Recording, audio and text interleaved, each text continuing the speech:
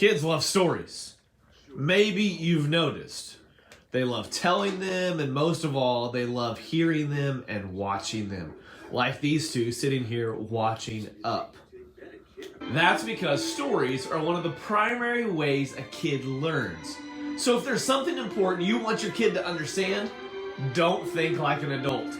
Think like a kid, like one of these guys. And wrap that truth in a story.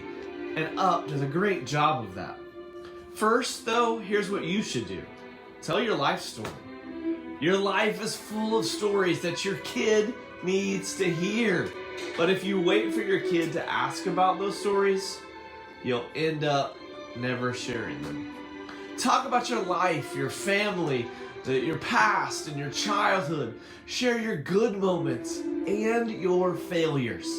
Talk about when you learned hard lessons, and if you can learn to be open and honest now, when your kid is young, as they grow older, they'll be much more likely to ask about your insights and your experiences when they really need it most.